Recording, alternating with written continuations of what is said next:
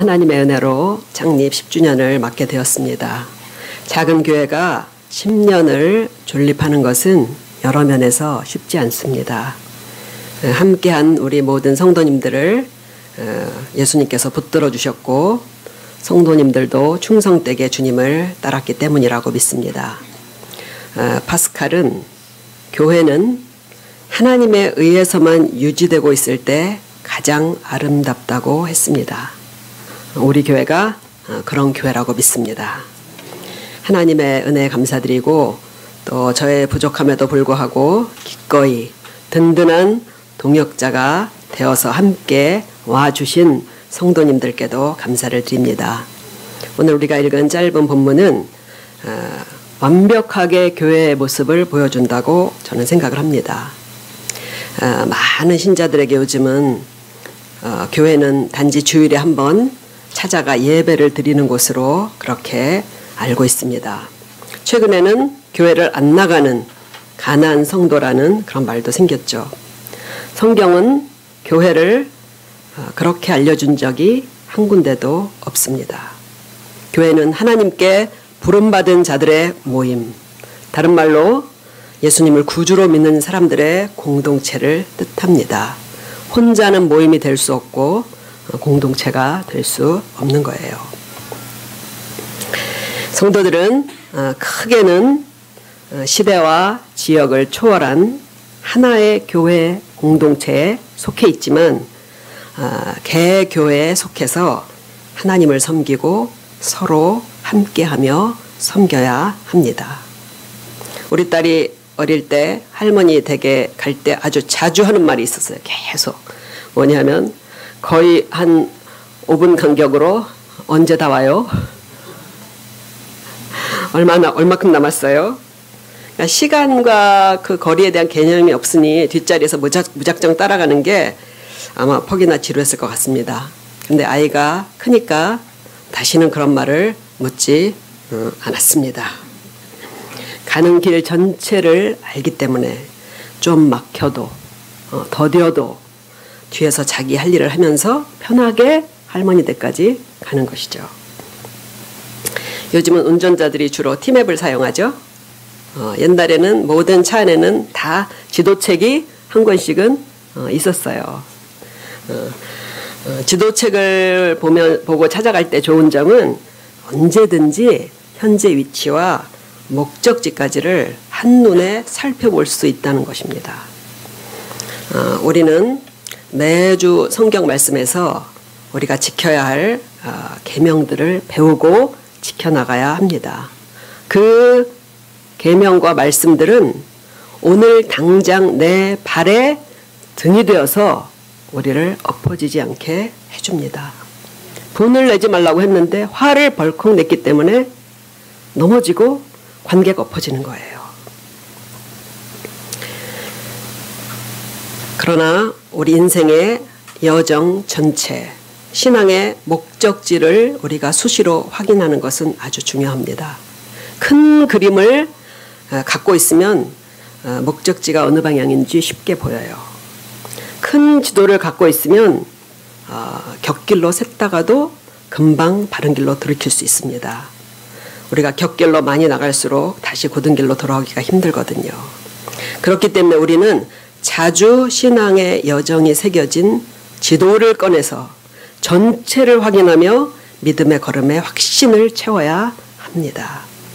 머릿속에 신앙의 큰 지도가 있으십니까?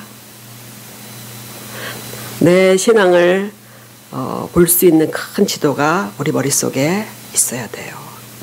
오늘 교회 공동체가 되어서 예수님을 따르는 것이 무엇인지 본문 말씀이 큰 지도를 보여줄 것입니다. 이 말씀에 비추어서 우리 목적지인 예수님께로 방향이 잘 조정되고 모두가 같은 방향으로 함께 가는 우리 복된 교회와 성도님들이 되시기를 축복드립니다. 네, 오늘 말씀에서 우리가 알 수 있는 것은요. 교회는 예수님께서 이 땅에 세우신 하나님의 나라라는 것입니다. 1절 말씀을 보면 그 후에 예수께서 각 성과 마을에 두루 다니시며 하나님의 나라를 선포하시며 그 복음을 전할세. 예수님께서 하나님 나라를 선포하셨다는 말씀은 먼저 하나님 나라가 존재한다는 뜻입니다. 예수님이 하나님 나라를 선포하셨다는 것은 예수님께서 이 땅에 오신 목적이 하나님 나라를 세우기 위해서라는 뜻입니다. 자연적으로 출생한 사람들은 아무도 하나님 나라를 몰라요. 그렇기 때문에 예수님은 하나님 나라를 우리에게 가르치러 오신 것입니다. 자연적으로 출생한 사람은 아무도 하나님 나라를 소유할 수 없기에 그 길을 열어주시기 위해서 오신 것입니다. 하나님 나라를 믿는다는 것을 세상은 헛일이라고 여길 거예요. 그런 신앙을 위해서 우리가 쏟아붓는 노고를 어리석고 아깝다고 생각할 것입니다. 우리 성도님들은 정말 한 번도 본 적이 없는 하나님 나라를 믿으십니까? 네. 그것을 우리가 믿는다면 그것은 예수님께서 하나님 나라에 대해서 선포해 주셨기 때문이어야 합니다. 물론 우리가 하나님 나라를 믿으면 우리에게는 성령께서 주신 내적인 확증이 있어요. 그것은 우리 눈에 보이는 이 자연 세상 이상으로 우리 심령 안에 확고히 우리의 심령 안에 새겨주기 때문에 우리는 죽을 때까지 이 길을 가는 거예요. 보이지 않아도. 그러나 우리 믿음의 근거는 이런 확신보다도 오히려 예수님의 말씀에 두어야 합니다. 예수님의 말씀을 따라가지 않고 다른 것이나 사람의 교훈을 따라가면 하나님 나라에 가는 길을 놓치게 될 거예요. 또 예수님께서 선포하신 하나님의 나라는 장차 우리가 들어갈 곳이기도 하지만 예수님께서는 하나님의 나라가 이미 너희에게 임했다고 말씀하셨어요. 예수님을 믿고 하나님의 통치를 받는 성도들은 이미 하나님 나라에 속해 있습니다. 교회가 바로 이 땅에 이미 존재하는 하나님의 나라인 것입니다. 우리가 하나님의 나라에 속했는지 안 속해 있는지는 아주 간단해요. 내가 하나님의 말씀의 통제를 받고 그리고 주님의 통치를 받고 있다면 우리는 하나님의 나라에 속한 것입니다. 오늘 본문 1절을 보면 예수님은 하나님의 나라를 선포하시며 복음을 전하셨다고 그렇게 기록하고 있어요. 복음은 이 하나님 나라에 들어갈 수 있는 복된 소식을 말하는 것입니다. 천국이 있기만 하면 뭐 하겠어요? 우리가 들어갈 수 있는 방법이 있어야죠. 우리가 요즘 누가복음 말씀을 이제 계속 나누어가고 있는데 지난번에 예수님께서 은혜의 해를 선포하셨다는 말씀 기억나시죠? 하나님의 나라가 우리에게 열려진 것이 그것이 바로 은혜의 해입니다. 죄와 사망에 포로되었던 나, 눈멀어서 하나님을 못 보던 나, 마귀와 인생의 고통에 짓눌렸던 내가 자유를 얻게 되는 날이 은혜의 해입니다. 그날은 예수님께서 오셔서 이 모든 불행의 원인인 죄를 속죄하심으로 열리게 된 것입니다. 우리 중풍병자의 치유 말씀 나누었죠? 예수님은 신성모독자라는 오명을 쓰실 것을 알면서도 중풍병자에게 내 죄 사함을 받았느니라 그렇게 말씀하셨잖아요.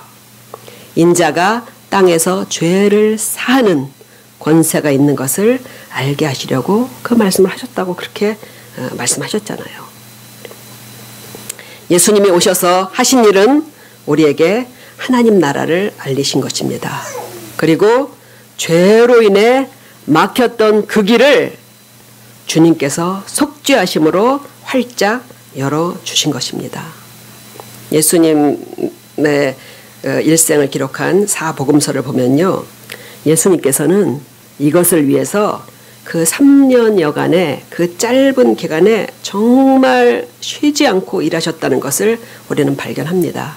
제자들은 피곤한 일정에 좀 천천히 가기를 원했어요. 그러나 예수님께서는요, 어서 가자. 다른 곳에서도 이 복음을 전해야 된다면서 제자들을 재촉한 것들이 나옵니다. 그리고 하나님의 나라의 문을 여시기 위해서 망설임 없이 십자가를 지셨어요. 지금도 예수님은 그때나 똑같이 쉬지 않고 자기 백성을 부르고 교회를 세우기 위해서 일하십니다. 누가 제일 많이 일할 것 같아요? 목사가 제일 많이 일할 것 같아요?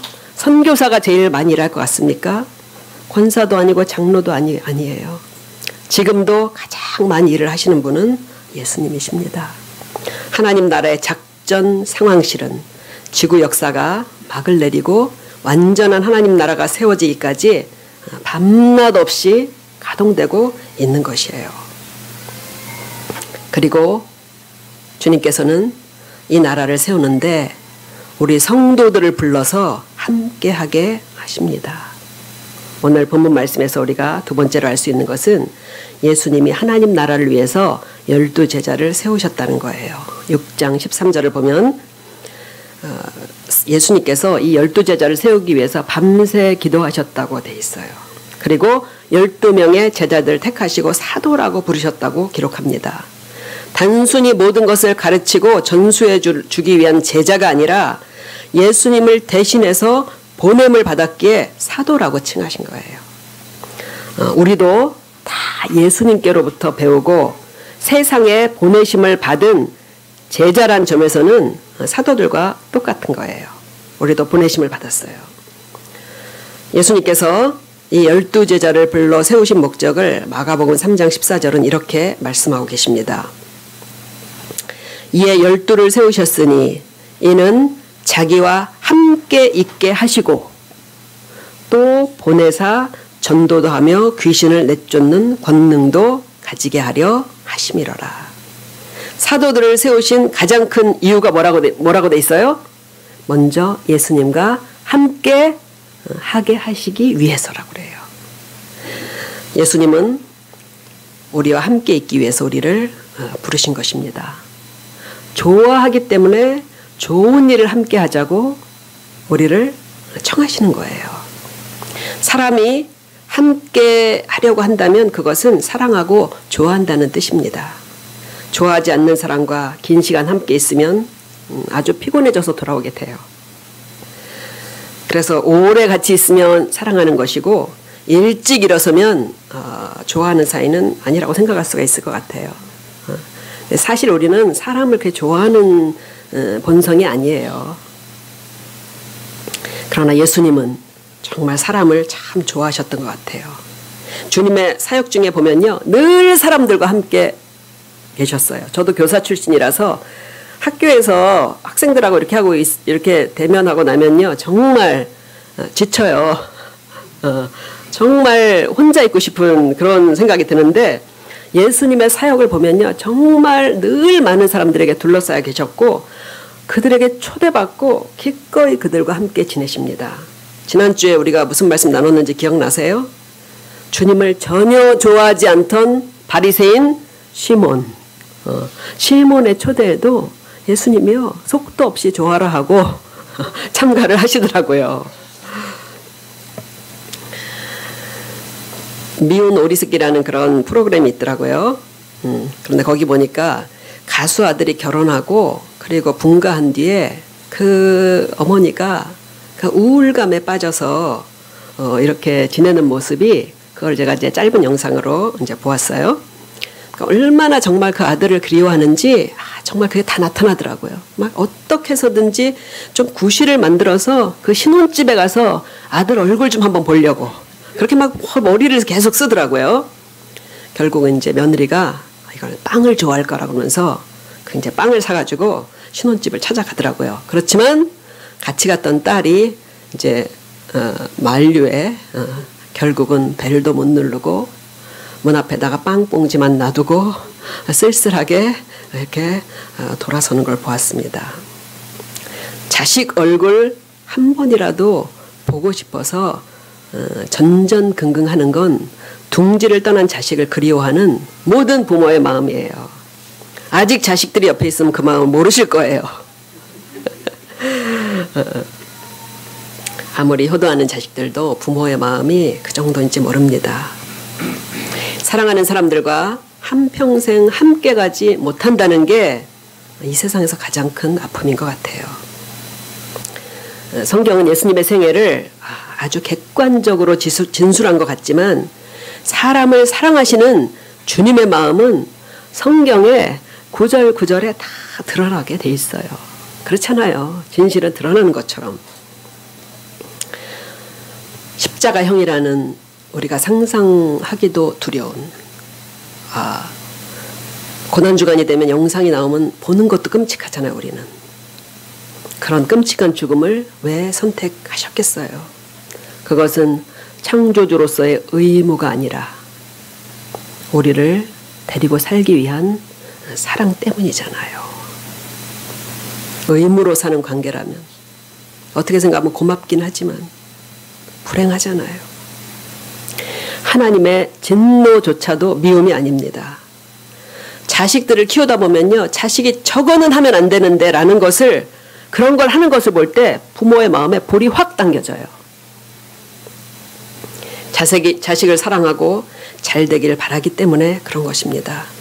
하나님의 진노는 자신의 형상으로 만드신 사람이 항상 선보다 악을 택하고 복의 근원인 하나님을 등지고 멸망의 길을 가기 때문이에요. 하나님 아버지의 사랑을 우리는 죄인들 틈에 사시며, 예수님 때 의인이 누가 있어? 아무도 없었잖아요. 죄인들 틈에 사시면서 그들을 사랑했던 예수님께로부터 우리는 발견해야 합니다. 우리가 오래 예수님을 믿고 따르려면요, 믿음만 가지고 안 돼요. 그것은 거기에는요, 주님의 이 우리를 사랑하는 마음을 성경을 통해서 점점 더 깊이 알아가야 합니다. 사람 사이의 관계에서도 그렇잖아요. 사람 사이에서도요, 서로의 마음이 비추지 않으면, 서로의 마음이 이렇게 비춘다고 하잖아요. 잠언에 보면. 그죠? 서로의 마음이 비추지 않으면요, 진실한 관계는 어렵습니다. 예수님께서 우리를 부르신 것은 먼저 함께 있기 위해서입니다. 우리 편에서도 주님께 기대고 의지하고 나가서 내 속을 털어놓고 기도하며 주님을 조금씩 더 사랑하게 되기를 축복드립니다. 또 오늘 본문 말씀에서 주님께서 제자를 세우신 것은 뭐냐면요, 하나님 나라와 복음 전파를 위해서 제자들에게 그것을 맡기기 위해서예요. 마가복음에 아까 읽은 듯이 제자들을 부르신 목적에는 전도하고 귀신을 쫓고 병을 고치는 능력을 주기 위해서라고 그렇게 돼 있어요. 그것은 전도하고 귀신 쫓고 병을 고치는 능력은 지금 누가 하고 계셔요? 예수님께서 하고 계신 일입니다. 예수님이 승천하신 뒤 하나님 나라를 선포하고 복음을 전하도록 12제자를 세우신 것이에요. 이것도 모든 우리 성도들에게 해당되는 것입니다. 12제자뿐 아니라 시대를 망라해서 모든 주님의 성도를 통해서 하나님 나라가 전파되고 그리고 억눌리고 포로된 자에게 자유가 선포된 것이에요. 그렇다면 12사도를 특별히 부르신 이유는 뭘까요? 12제자들만의 특별한 사명은 예수님과 함께 지내며 주님의 인격과 말씀과 십자가와 부활을 그것을 직접 눈으로 보고 증언하기 위해서예요. 직접 자기 눈으로 보고 들은 사람들만 증인이 될 수 있습니다. 모든 신약 성경은 이렇게 목격한 제자들에 의한 예수님에 대한 기록입니다. 또 예수님께서는 당시에 이미 완성본이 있었던 구약 성경도 나에 대해서 기록한 것이라고 그렇게 말씀하셨어요. 교회는 선지자들이 전해주고 예수님이 인정하신 구약성경과 그리고 사도들의 증언과 그들의 신앙의 믿음을 전수받는 곳이 교회입니다. 에베소서 2장 20절에 이것을 이렇게 진술해 놓았어요. 너희는 사도들과 선지자들의 터 위에 세우심을 입은 자라. 그리스도 예수께서 친히 모퉁이 돌이 되셨느니라. 오늘도 우리가 사도신경으로 믿음을 고백하셨죠. 사도들이 전해준 성경 중에 있는 신앙의 핵심을 정리한 것입니다. 이 신앙의 내용을 벗어나는 것은 참된 교회가 아닙니다. 많은 사역자들이 자기가 만든 복음서를 갖고 사람을 인도하려고 합니다. 예를 들어서 예수님께서 맹인이 맹인을 인도한다고 그렇게 말씀하신 거예요. 우리는 내 판단과 내 지혜로 남을 인도할 만한 그런 사람들이 못 됩니다.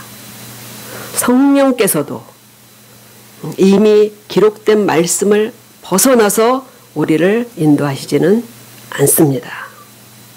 우리 교회는 이 사도들이 전수해 준 신앙을 따르고 있어요. 그렇기 때문에 우리 교회는 복된 교회고 우리는 복 있는 성도인 줄로 믿으시기 바랍니다. 아멘. 그리고 오늘 이제 마지막으로 보면요. 예수님의 하나님 나라의 사역은 모든 성도들이 함께 한다는 거예요. 2절과 3절에 보면 예수님의 복음 사역에 함께 했던 여성들의 이름이 나옵니다. 막달라 마리아와 헤롯의 청지기 구사의 아내 요한나와 수탄나와 다른 여러 여자가 함께하여 자기들의 소유로 그들을 섬기더라. 여자들의 지위가 낮고 사회 참여가 적었던 시절에 남자들과 동등하게 여성 제자를 세우신 것은 획기적인 일이에요. 그러나 이것은 모두를 동등하게 보시는 예수님께는 당연한 것입니다. 어떤 면에서 바울 사도도 그 시대의 아들이라는 한계를 뛰어넘지는 못했습니다. 당시 사회가 통용하는 노예제도를 인정할 수밖에 없었고 남성들 위주의 사회체계가 교회에 들어오는 것을 막지 못했어요. 그러나 예수님은 아닌 거예요. 오늘 본문은 12제자에 이어서 동일하게 예수님의 사역을 도왔던 여성들의 이름을 당당하게 성경에 올려주신 거예요. 예수님은 진짜 모든 사람들을 동등하게 보셨고 동등하게 대우하셨습니다. 교회를 섬기는데 성령께서도 모두에게 각자에게 맞는 다양한 은사를 주셔서 그렇게 교회를 섬기고 서로 보완해서 완전해지도록 하셨습니다. 섬기는데 우열은 없어요. 말씀을 전하는 자는 말씀을 전하는 은사를 받았기 때문에 말씀으로 봉사하는 것이고 재능이 있는 사람은 그 재능으로 봉사하는 것이고 재물이 많은 사람은 돈으로 주님께 봉사하고 그리고 그 외에 자신들에게 주신 그런 은사로 섬기는 것입니다. 우리가 사역자들을 돕던 연약한 성도들을 섬기던 교회를 강하게 하건 우리는 여기 있는 여인들처럼 주님을 섬기는 거예요. 그게 예수님을 섬긴다는 게 뭐예요? 대개는 사람을 섬기는 것입니다. 다만 우리가 주님을 섬기기 위해서 교회에 봉사할 때 먼저 하나님께 받은 은혜를 아는 것이 좋아요.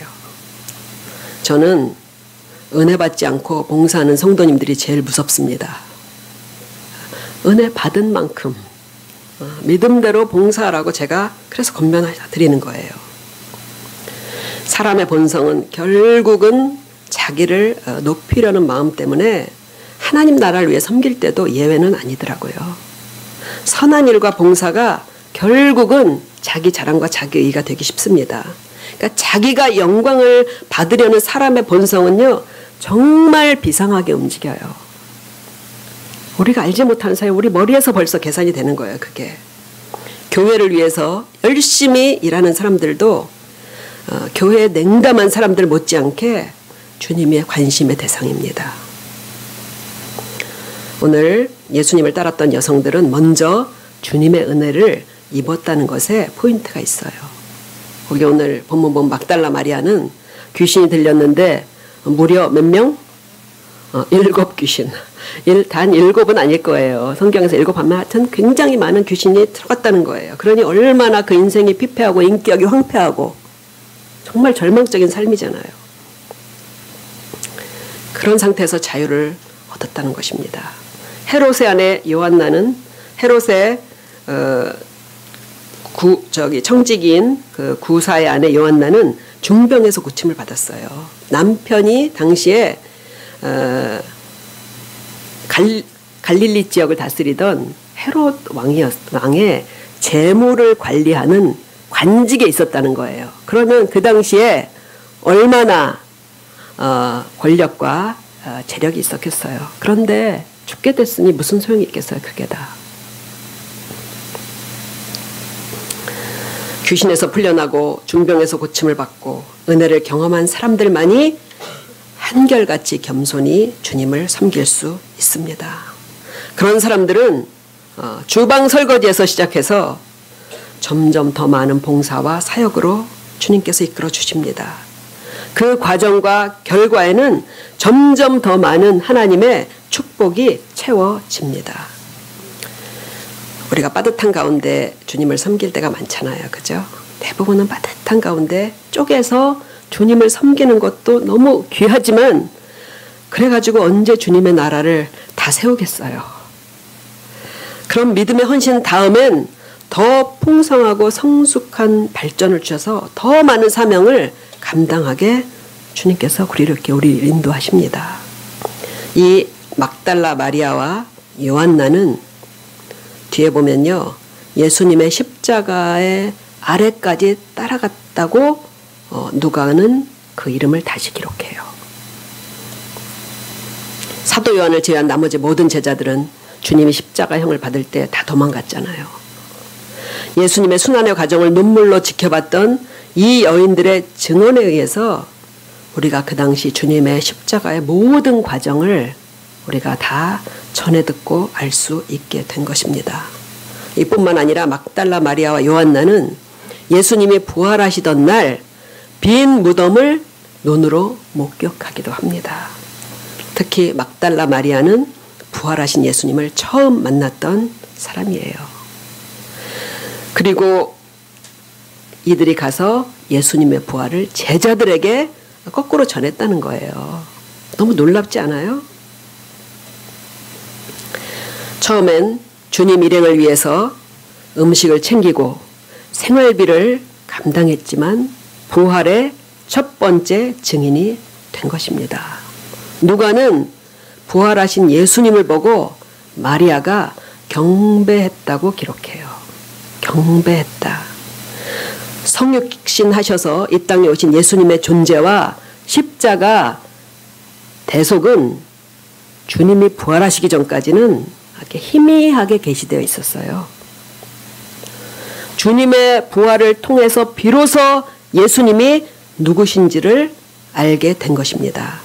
유대인들에게 경배는 하나님께만 드리는 거예요. 마리아는 하나님을 눈으로 본 것입니다. 주님과 교회를 위해 봉사할 때 낙담하지 마시기 바랍니다. 때로는 내 수고가 무슨 의미가 있는지 보이지 않는 열매로 낙심할 때가 있어요. 많은 선교사들이 선교지에서 자기보다 더 가난하고 무지한 사람들을 섬기며 살아갑니다. 한 60여 년 전에 있었던 실화를 다룬 전능자의 그늘이라는 책이 있습니다. 미국의 휘튼 대학을 수석으로 졸업한 인재가 식인 풍습이 있는 남미의 아우카 부족을 전도하기 위해서 내 친구와 함께 그들에게 들어가요. 그런데 복음을 단 한마디도 전해보지 못하고 창에 찔려 무참하게 살해됩니다. 창끝이라는 영화로도 나온 이야기예요. 당시 기자들은 이들의 기사를 전하면서 그들의 죽음을 낭비라고 했습니다. 뭐하러 그런 미개한 원주민들에게 복음을 전하겠다고 목숨을 낭비했냐는 거예요. 지금도 그렇게 사는 선교사님들이 얼마나 많습니까? 성도로 살아간다는 것은 대우받기보다는 섬기는 자로 사는 것입니다. 예수님께서 섬기는 자리에 계셨으니 제자된 성도들은 당연한 것이죠. 나보다 더 못나 보이고 어렵게 살면서도 자존심은 또 강해요, 사람들이. 그런 사람들을 내 자존심을 눌러가면서 그렇게 섬기면 우리에게 무슨 유익이 돌아올까요? 주님의 칭찬과 하늘 창고에 선한 일들이 쌓이는 것일까요? 최선을 다해 섬겨도 마치 노력을 낭비하는 것 같은 사람을 만날 때, 이 사람에게 이렇게까지 잘해줄 필요가 있을까 생각이 들 때 성령님은 우리를 깨닫게 하십니다. 나 같은 자를 위해 예수님께서 자신을 낭비하셨구나. 우리가 무엇으로 주님을 섬기든 그것을 통해서 우리가 얻는 가장 귀한 은혜는 내게 베푸신 하나님의 과분한 은혜와 복을 깨닫게 된다는 것입니다. 또 예수님은 우리를 위로해 주셨어요. 주님을 위해서 자기의 것을 헌신하고 따르는 성도들에게 현세와 내세에서 충분한 보상을 약속해 주셨습니다. 우리가 시간을 들이고 돈을 들이고 고단하게 봉사하는 모든 것들을 주님은 절대 과소평가하지 않으십니다. 우리 자식들이 키우면서 방 청소 한 번만 도와주고 설거지 한 번만 해줘도 부모 마음이 얼마나 기특해요. 그죠? 하나님께서 헌신하는 자녀들을 귀하게 보십니다. 우리 당대에도 누릴 수 있는 복을 주실 뿐만 아니라 우리 자녀에게까지 대를 이어서 축복해 주실 것을 믿으시기 바랍니다. 그 살아있는 증거가 우리 딸 서원이잖아요. 대를 위해서 하나님께서 축복해 주십니다. 그것을 믿으시고 즐거이 주님께 봉사하는 우리 모두가 되시기를 축복드립니다. 오늘 창립 10주년을 맞아 우리가 교회로 부름받아 예수님을 따른다는 것이 무엇인지 오늘 세 가지 큰 그림으로 살펴봤어요. 세 가지 큰 그림이에요. 이 지도를 우리가 머릿속에 갖고 계시길 바랍니다. 예수님이 전해주신 하나님의 나라와 예수님의 십자가 대속을 믿고 복음을 믿고 우리는 이미 하나님 나라에 속해 있다는 거예요. 앞으로도 우리는 선지자들과 사도들의 증언을 통해 전해준 성경대로 믿을 것입니다. 그리고 하나님 나라가 완성되고 예수님께서 다시 오실 때까지 저 여인들처럼 주님을 섬길 것입니다. 이렇게 믿고 다짐하는 우리 주는 나의 산성교회와 모든 성도님들께 현세와 내세 하나님은 크신 은혜와 복을 내려주시고 우리를 인도해 주실 것입니다. 아멘.